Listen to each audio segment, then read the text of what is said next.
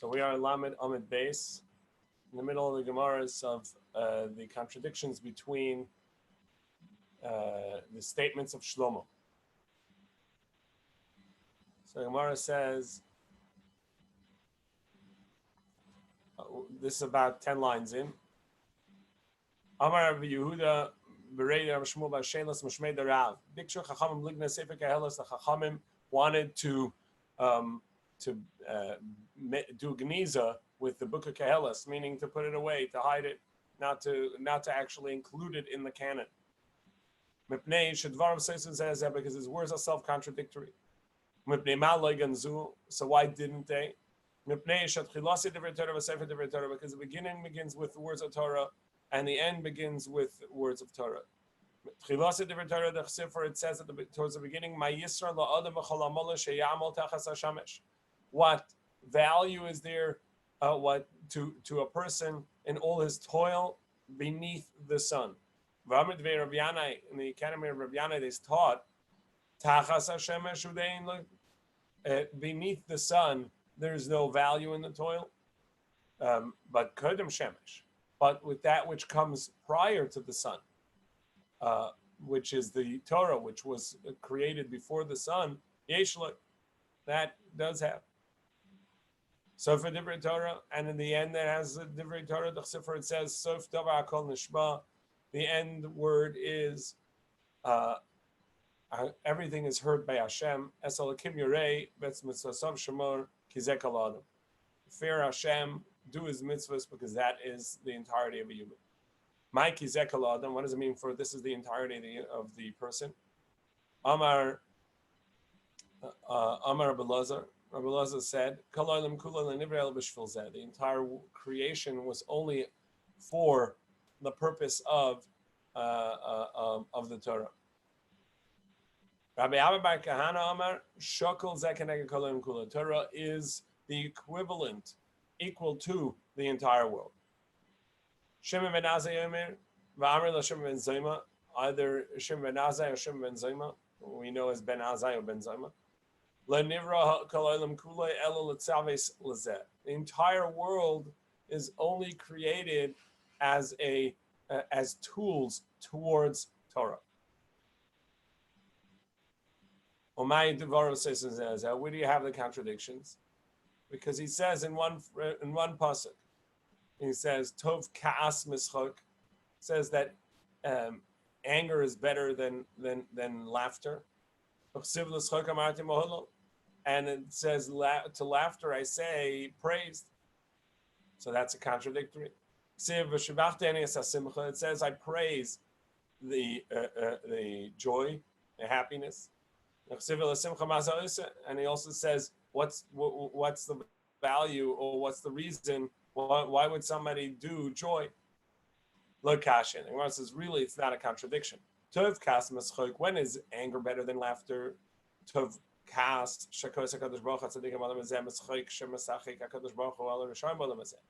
The anger from Hashem towards tzadikim is greater for the world than the laughter that He shows to the evil people in this world, because that brings about change. It brings people to grow. And those challenges are actually better for the world. And laughter, I say that it's praised. That's the laughter that Kadosh Baruch Hu gives to the tzaddikim in the world to come, where ultimately they get the bracha for their actions. And I praise joy, happiness, simcha shel mitzvah. That's the joy and gladness of a simcha, of a mitzvah. But what I say is simcha. What value does it have? Why are you doing it? It's simcha she'eina shel mitzvah. That's simcha that's not of mitzvah. Lalamdacha, to teach you she'eina shchina shara. The shchina only rests on Klal Yisrael and on people. Limitech atzvus, not through depression or sadness. V'limitech atzlus, and not through laziness. V'limitech sechuk, not through laughter. V'limitech kalas rosh, and not through lightheadedness, meaning frivolity. V'limitech sicha, There's some of different texts there, but let's say not through chatter, and not through worthless matters. Only if somebody has joy from a mitzvah, that's what brings about Shekhinah resting.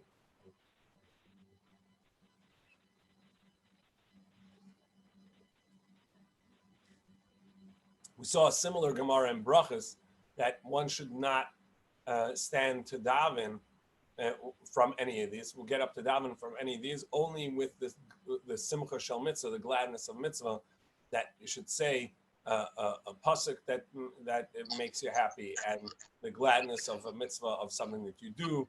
That's what you should only get to daven from that, and it's the same thing. This is the inverse. The Shekhinah only rests from that, and we should only get up to daven from that because that would bring about the connection of the Shekhinah and the person. So I would assume that the decision, to be going is not to be going is, that was Anshe Knesset HaGedolah. Not necessarily, because we see the decision with Yecheskel happened in the attic of Hananiah, and that was in Shammai's days.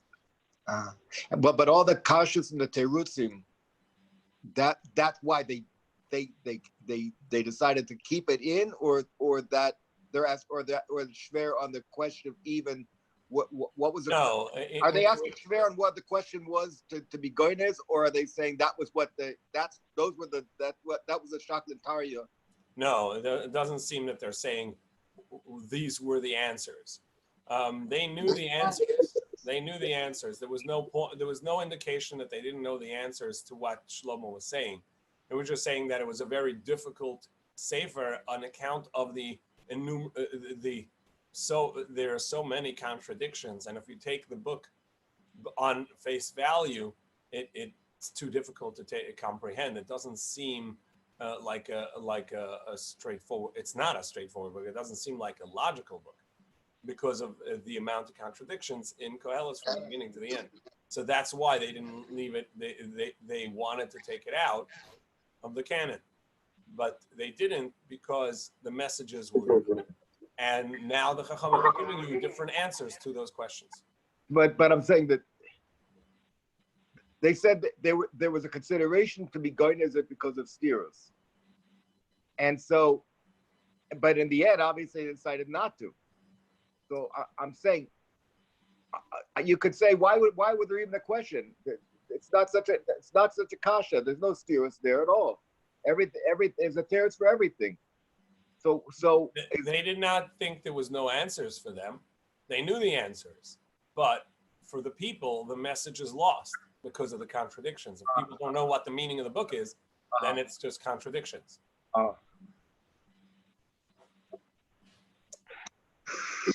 Shenemar, for it says, "Va'ata kechuli menagen v'hoya kenagen amenagen v'tiyolav yad Hashem." As we see that the Shekhinah rested on Shaul when he had simcha of mitzvah, because David would sing to him.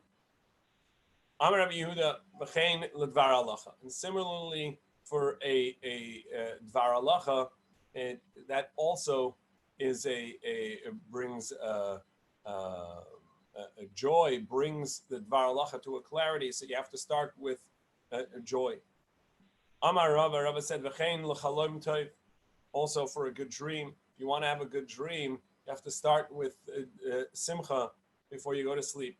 And Gemara says, "Eini v'amar v'gidol merav kol talmid chacham sheyeshav fnei rabba be'ensiv sosav noitvis mar tichvena." How can you say that a dvar halacha requires a joy and a simcha beforehand, but it says that a talmid chacham has to be in awe and fear of his of the magnitude of what he's doing? He's sitting in front of his Rebbe learning Torah. That's a tremendous, tremendously important part of life, and something that he's doing that's so special that he should be in tremendous awe. Shenemar for says shoshanim nutfas mor over, that his lips are roses and they are dripping more. Alter kumar over ella mar over. Not that it's dripping myrrh, which is a spice, myrrh, but mar, some bitterness on account of how scared he is. Al tikru shoshanim ela shoshanim, and it's not roses shoshanim, but it's shoshanim that are studying. So the lips that are studying are dripping in awe. So I'm going to say like kasha habarabba habatalmid. He's sitting. It's the teacher or the student. The student's got to be in awe. The teacher is teaching the students, so he can make a joke before he starts. Or both on the teacher and the pens. Even the teacher himself, once he starts teaching the Torah, is going to be in awe of the magnitude of what he's doing. But before he starts, in order to open up their minds and hearts and catch their attention of the students, he's going to start with a joke. The Rabbi, before he would start to teach the Chachamim, he would say something funny. He would say something that was light, so that it would catch their attention. And the Rabbanan were joyous and happy after that. Saif, but once he got into Yosef Be'emsa Pasach Shmaita, then he was getting into teaching. He would sit with awe and teach Torah. Now back to Shlomo. So the book of Koheles, they wanted to do Gnizan. Same for the book of Mishle, Proverbs. Also, there was the Chacham wanted to put away. Why? Because there were contradictions. And why didn't they? Amri, they said, Sefer Koheles, Lavai Nina and Veshkachin Taima. In Koheles, if you look in it, can't you find the reasons? So here too, we'll be able to help people see the reasons. My Dvar says, so what are the contradictions? It says, Al tanksil ki ivalta. Don't respond to a fool like his foolishness. And it says, respond to a fool like his foolishness. But the difference is, one is in Torah and one is in earthly matters. Also coming to Rebbe, like this fellow who came in front of Rebbe, Amalei, and he said to him, Ishtecha, Ishti, your wife, she's really my wife. Ubanecha, Banai, and your sons, they're my sons. Amar Le'i, he said to him, let's have a drink of wine. Shasa upaka. He drank some wine and died. And also coming the Rebbe Chia, and some texts have it, the Rebbe as well. Amalei imcha ishti. He said, your mother, she's really my wife. Ata beni, and you're my son. Amar lei ritzevcha shetishte kos shal yain. You want to drink a cup of wine? Shasa upaka. He too drank and died. Amar Rabbi Chia said about Rebbe, and that's the indication that the second story is also about Rebbe.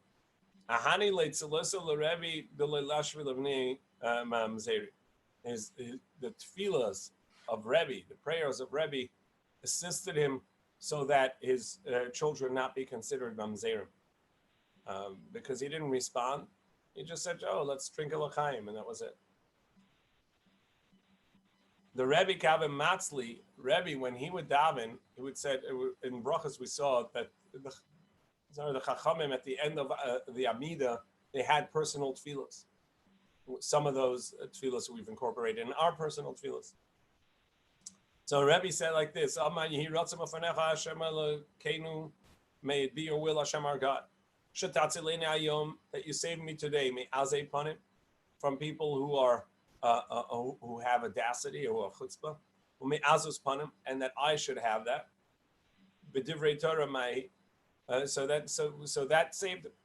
So what is the divrei Torah where you do have to respond to a ksil, to a fool, whereas in earthly matters, Rebbe ignored him and just had a drink with him and davened that he died. So. Well, we don't see that he davened that he died. He davened that he shouldn't be there, and he died. So, Torah, where do we see that by Torah you do respond? Rabbi Gamliel was teaching a drash. Asida isha shetela b'chol yom. Says a woman is going to give birth daily. Shenema, for it says haravi aledas yachta, that she'll be pregnant and give birth together, meaning it all happens at once. Liglig all of us a Talmud. So a student laughed at his drash. Omar in kol chodesh tachas Hashem. She says, "What are you talking about? There's nothing new under the sun." Amalei baverecha dugmasam ba'olam hazeh. I'll show you that already exists in this world. Nafik achveli tarnagelis yishod mehen, gives birth every day. Masu Yosef Rabbi Gamliel v'kadarish asidim ilanu shemitzim peiros b'chol yom. Trees are going to give off fruit every day. Shanemer says v'nosa anaf asa peri. It says that it'll give forth sprout forth the flower and it'll make a fruit. Ma anaf b'chol yom. Just as the leaves are there every day, af pri b'chol yom, so to the tree is the fruit every day. Lig olav is a Talmud. So the student laughed at him. Amar, he said, but it says there's nothing new under the sun. Come, I'll show you it's something like this that already exists in this world. He showed him tzlaf. I think we said it was with capers and have different types of fruits. That some of the leaves are a fruit and there's different types of berries. Masu Yasser and Gamliel Mekadorish. Gamliel was further said a drash. Asida Eretz Yisrael Shatetzi Gluskais Klimelas. Eretz Yisrael is in the time of Mashiach, in the future time, the trees are going to give forth finished products. So you're going to have breads that grow on wheat stalks and garments growing on out of flax. Shanemaver says he pisas bar ba'aretz. There will be a measure of linen in the land. So the Talmud laughed at him again. Is nothing new. Come and I will show you it's something like this in this world. Mushrooms and it showed him that this grows in one day a complete product.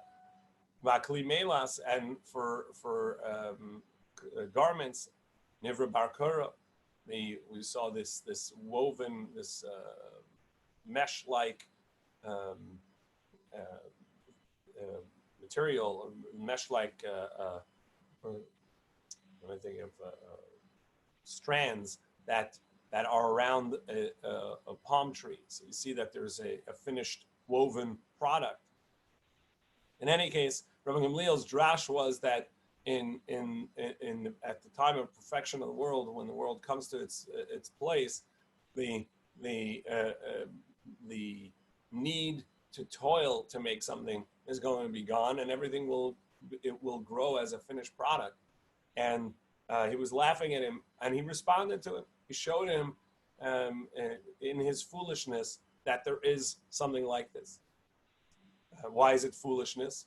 As we've said, and the Maral explains over here that Rabbi Gamliel is talking about a spiritual idea.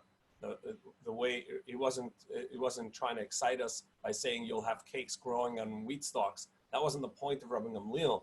He was trying to say that the world will be at a point of perfection. He's trying to teach something about a spiritual thing about the world, and the student was getting caught up in the physical. He responded to him based on the ivelis, based on the mistake of the student. Continue Tanur Rabbanan in talking about the patience of the teacher to respond to the foolishness of the student. We're going to talk about the patience of Hillel. A person should be humble like Hillel, who was the Nasi. He was the prince and of the in line, and yet he was humble and not as strict as Shammai. The Gemara says, story with two people. Rabbi Hanal says 3 people that made a bet, and we're at the top of Lamed Aleph, Amud Aleph. They made a bet with each other, and they said, anybody that can get Hill to get mad, Yitel Dal Me Zuz is going to take 400 Zuz. So they put money in a pool, and they said, whoever can get him mad, they may take the money. So one said, let me go try. Erev Shabbos, it was Friday afternoon. Hill's in the middle of washing his hair. So he walked in front of Hillel's house, and Mikan Hillel, less than perfectly respectable, he yelled out, "Who's Hillel here?" Mikan Hillel, who is Hillel here? So he put a towel around his head and walked out to greet him. He said, "My son, what are you seeking?" I have a question. All right. Go ahead and ask, my son. He says, okay, so why are the heads of the Babylonians oblong? Yeah, that's a really good question. Because the midwives are not so good. So it affects the shape of their head. So he waited another bit, and Hillel went back to washing his head. And then he called out again, Mikan Hillel. Who's Hillel here? Hillel comes out again to greet him. My son, what is it that you're seeking? I have a question to ask. Go ahead, ask. Why are the eyes of the Talmudian, Rashi says Terutas means soft. In our text, there's a change in text, and in different Rashis, it says that they are long. He said to him, good question. That's a big question that you asked. The answer is because they live in sand, and to protect their eyes, Hashem made their eyes either soft or long. He waited a little bit longer. Hillel went back to doing his hair. Mikan Hillel. Who's Hillel? Who's Hillel? And he came back out to him. My son, what is it that you seek? Amalai said to him, I have a question. Amalai sha'al bani sha'al. Go ahead, ask my son. Why are the Africans' legs wide? Amar Lei said to him, Beni she'ela gedola sha'alta. You've asked a very good question. Because they live in swampy, muddy areas, and so Hashem made their legs wider so that they don't sink. Actually, I have many questions to ask. I'm afraid that I'm going to upset you. So he's in his atif, so he properly put on his turban. But Yashav sat down in front of him and said, "Go ahead. Go ahead, try me. Any questions you have, ask him." You are Hillel, that you are called the Prince of Yisrael. I said, yeah. If that's who you are, there should not be many like you amongst the Jews. My son, why do you say that? Because of you, I lost 400 zuz in a bet. Be careful with your spirit. It's worth losing not only 400, but another 400. As long as I don't lose my temper, I don't lose myself. Yeah, so be careful with your spirit. Recognize yourself, know who you are, and contain yourself, because Hillel doesn't get mad, and it's worth losing more money than that so that Hillel not get mad. Obviously, a lot of teaching here, but we don't have the time. We're going to go on.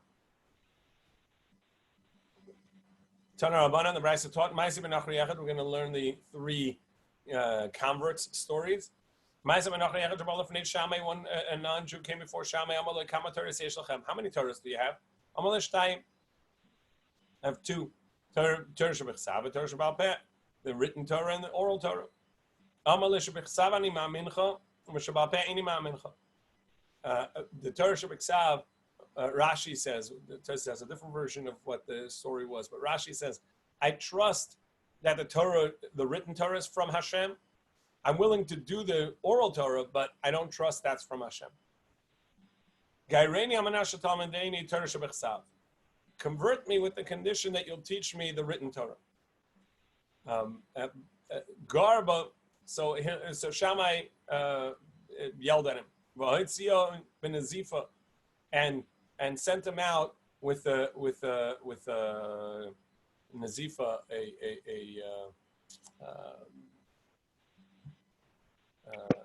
Rebuke. a rebuke. Yeah, he rebuked him. Why? Rashi says because he's obligated in believing in Torah Shabbat Peh as well, because they're obligated in the 7 mitzvahs, and that's a Torah Shabbat Peh. So he came before Hillel and Gaire. Hillel did convert him. According to Rashi, he converted him because he was willing to accept to do the mitzvahs d'Rabbanan. He just didn't believe that it came from Shemayim. So it says that Gaire means he accepted him to convert him, but he didn't actually convert him. He brought him in to learn with him so that to see whether he would be willing to accept the mitzvahs. Because as we saw, the Gemara Menachos, that you cannot, you're not accepted, conversion doesn't work unless someone accepts all the mitzvahs to do halacha as it is, both the Oraisa and the Ramana, even Minhagim. So Gaira Yom, so he converted him. And we're going with Rashi's version. So Yom HaKama, the first day, Amalei Aleph Beis Gimel Dalet. He says, look, this is an Aleph, this is a base, this is a Gimel, this is a Dalet. Lamachar Apichle. The next day when he came back to learn, he said, this is a Dalet, this is a Gimel, this is a base, this is an Aleph. So he said to him, what are you doing? But yesterday you didn't say it that way, you said it the other way around. Don't you have to rely on a teacher? Isn't that the whole concept, that you cannot learn Torah alone? That's the way Hashem built the Torah, that the Torah itself can only be understood with a teacher. If you look at any one of the mitzvahs, you won't know how to do it unless you have a teacher. So intrinsic in the Torah, the written Torah, there must be an oral Torah with it, and you can only learn it from a teacher. You are relying on me to tell you the Aleph base. You must also understand that the Torah needs you to rely on teacher, all the way to Moshe, to understand the mitzvahs as well. The Al Peh Nam Yismoch Alai, so all the mitzvahs Baal Peh, you also need to rely on me. Shuv Ma'isa, another story. Menachri Echad Shabbat Lefnei Shammai, a non-Jew came before Shammai. Teach me the entire Torah while I stand on one foot. I remember a teacher of mine taught a class for 45 minutes, and then somebody came and said, I missed the class. Can you tell me, in short, what it was about? So he said, you think that I only had 1 minute worth of material, and I wasted everyone's time by elaborating on that for 45 minutes. So you come and say, just give me the minute, right? I had 45 minutes of material. You can't ask me for a minute. But that's what he's saying. He's like, teach me the Torah on 1 foot. So Shammai said to him, you think it's only one line, right? All of it is actually material. So he pushed him away with the ruler, right? And the Maharal talks about why a ruler is a measure, it's exact. However, he came to Hillel. Hillel accepted him. What you dislike, don't do to others. Right? That's the inverse of what the Torah says. And there's a lot of Torah taught as to why Hillel said it in the inverse. But he said, don't do to others what you do not want for yourself. And the others includes Hashem, and the others includes your parents, and the others includes your friends and community. And so he said to everyone, ultimately, that is Zuhi Kol HaTorah Kula. This is the entirety of Torah. V'idach Pirusha, the rest is the details of that. Zil Gemar, go and learn the rest of don't do to others what you wouldn't want for yourself. Then another story with a non-Jew who was passing behind this study hall, and he heard the voice of the teacher teaching, who said, here are the clothing that you make for the Kohen. Choshen, the breastplate with the beautiful stones and gold, set in gold, the ephod, and this beautiful garment. Amr halalumi says, who gets to wear these? Amr the Kohen Gadol, that's what the Kohen Gadol gets. Amar oisen nachri ba'atzmais, he said to himself, Elif v'gayer b'shvil sheishim semeni Kohen Gadol, I want to do that. Maybe I'll get an opportunity to be Kohen Gadol, I'm going to convert for that. Balofnei Shammai, so he came before Shammai, Amar le ga'ireni, convert me, Amanashi, to semeni Kohen Gadol, so that I can become the Kohen Gadol. The Chaver B'amas Avinu said, pushed him away again with the ruler. Sheba Yada. Balofnei Hillel, Gairi. He came before Hillel and he converted him. Says, look, you want to be the Kohen Gadol? You can't become king unless you know the manners and the rules of and the etiquette of that particular nation. You have to learn first. You have to know what it's all about. He went and he learned Torah. When he got to the verse that says, and a non-Kohen, a Zar, a foreigner that comes close gets death. Amalei Mikrazal Minemar. Who is that talking about? Amalei Sehil said to him, Afil al David Melech Yisrael. Even David, the king of Yisrael, my ancestor, if he were to go into the Beis Hamikdash and do the avodah, he'd get death. Nasa is a ger kavachomamatz. He said, well, if Umay Yisrael shenikru b'nei l'makom, Jews are children of Hashem, and Hashem, out of love for Bnei Yisrael, says, "My firstborn son Yisrael." Ksiv aleim, and yet it says about Yisrael, Azar Hakariv Yumas. Yet, in regards to the Beis Hamikdash, they called a foreigner, they called a Zar, and therefore they can't go close, and if they do, they get the death penalty. Gerakal, me. I didn't have all that history with Klal Yisrael. I'm not the descendant of Abraham or descendant, the one who came out of Egypt. Shabab and Makla v'Tarmila. I seem just coming with my stick and with my staff and my sack. Alachas kama kama. I don't have the history of David Melech Yisrael, and yet if he can't go into Beis Hamikdash and serve like a Kohen Gadol, for sure I can. So Balafrei Shammai, so he came back to Shammai and he said, Amalei Klum Ro'ani li is Kohen Gadol. I can't be a Kohen Gadol anyhow. So why didn't you just tell me that? Balafrei Hillel, he came before Hillel and he said, Amalei Anva son Hillel. Hillel, you are humble. Yenuchu lecha brachas al roshcha. May brachas land on your head. Shekir of Tani tachas kampei Shechina. Because you brought me close beneath the wings of Shechina. L'yamim. At some point, Nizdavgu Shalashtam L'Makam Echad, the three of them, and Rashi learns it means the three converts met at one place. Amrun, they said, Kapdenusa Shal Shammai Bikshal L'Torah. It is the strictness of Shammai that sought to get us lost in this world, and Amasanusa Shal Hillel Kirvana Tachas Kam Shechina, and the humility of Hillel brought us close under the wings of Shekhinah.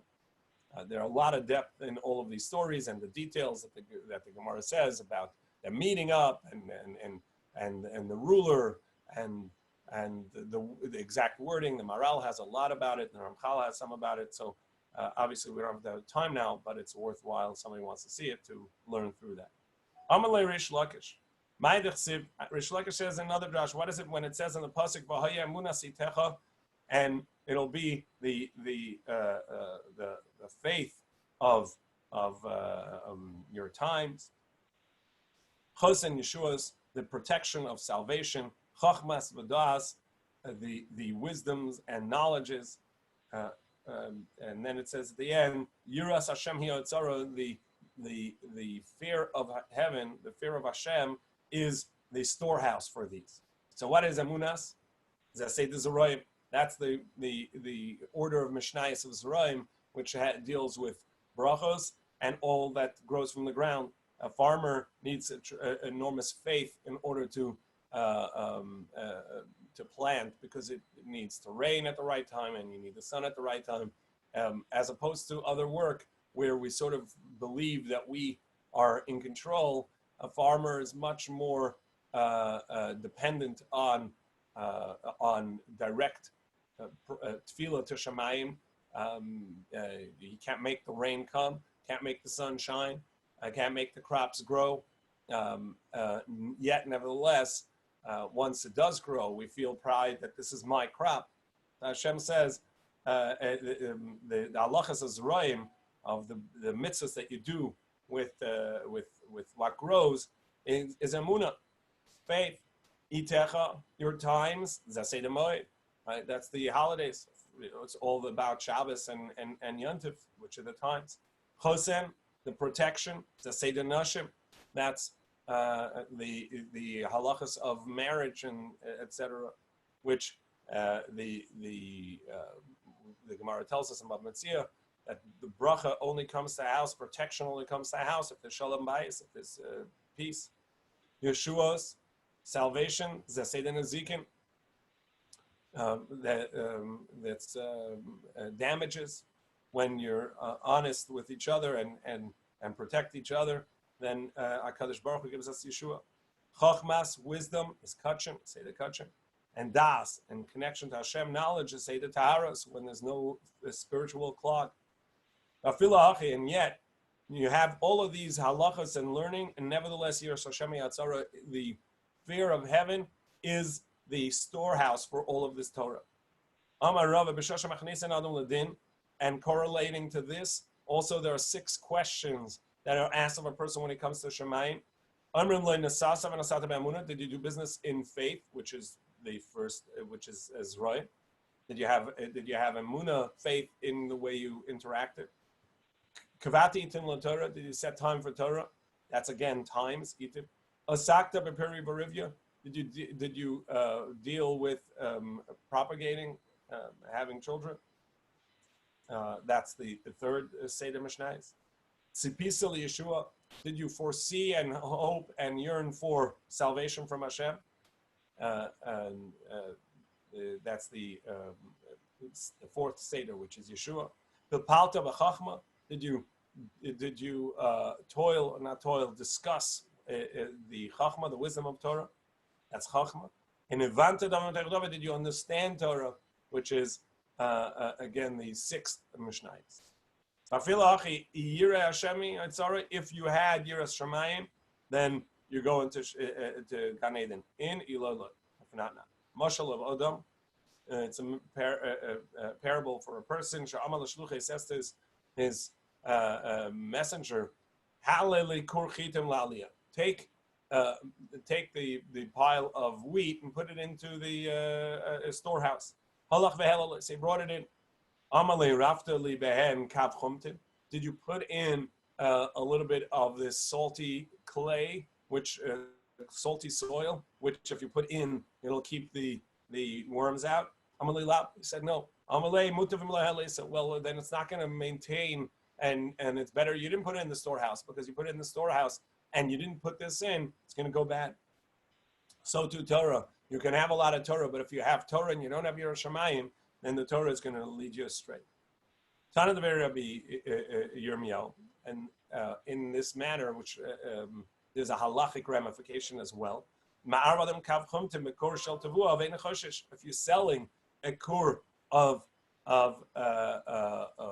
wheat, you're allowed to include in the weight some of this clay, even though it seems like you're putting in pebbles into the beans, and so you're selling a product it's not whole in the measure. It is whole in the measure because people understand it's going to have the preservative in there.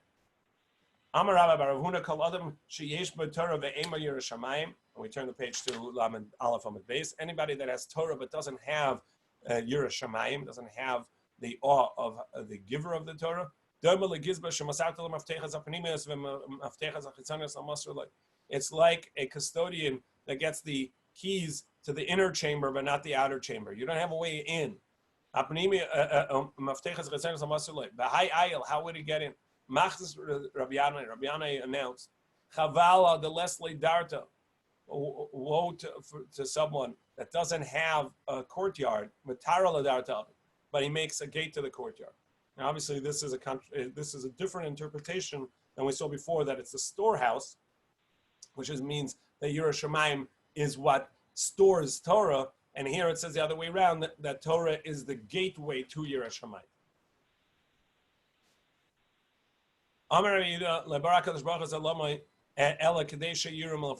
Hashem only created the world so that we have awe and fear of Hashem.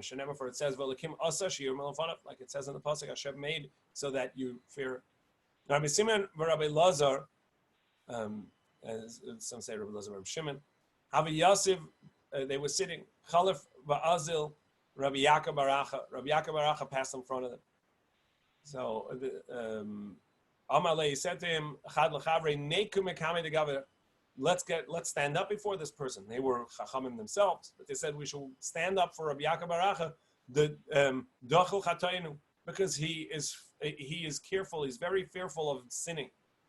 Amalei idach. So the other said, neku mekame degaver uryanu. We should get up for him because he's a Talmud Chacham. Amar Lei, he said to him, I'm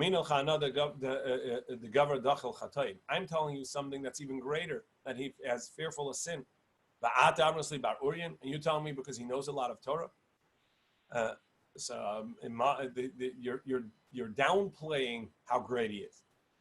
Testayim the Rabbi Lazar. So let's prove that Rabbi Lazar is the one that says the Amar the Gavar Dachal Chatainu, that he said that he was fearful of sin and that he considers that the greater praise. As Rabbi Yochanan said in the name of Rabbi Lazar. Some say that it's not Rabbi Lazar or Shimon who was said before, but different Rabbi Lazar. We have that Rabbi Lazar or Shimon said that Hashem has left in this world the 4 cubits, meaning the space of a person that has Yerushalayim. Shenem, for it says, Va'ata Yisrael. And now Yisrael, Ma Hashem Elokecha Shel Miyamach. What is it that Hashem is asking of you? Ki im liyur. All Hashem is asking of you is to fear, to be fearful and awe of Hashem. Live with the uprightness of someone who has Yerushalayim. And it says, Vayomer la'adam hein yiras Hashem yichachma. As it says, behold, yiras Hashem, fear of heaven, is chachma. The idea being that the wisdom itself, if it doesn't apply to your life, is just a study of Russian history, or something totally irrelevant. If you study Torah that way, then it's meaningless. Torah is only of value if it actually is incorporated in your life and it affects you. Because the word hain means one. Torah and Yerushalayim is one.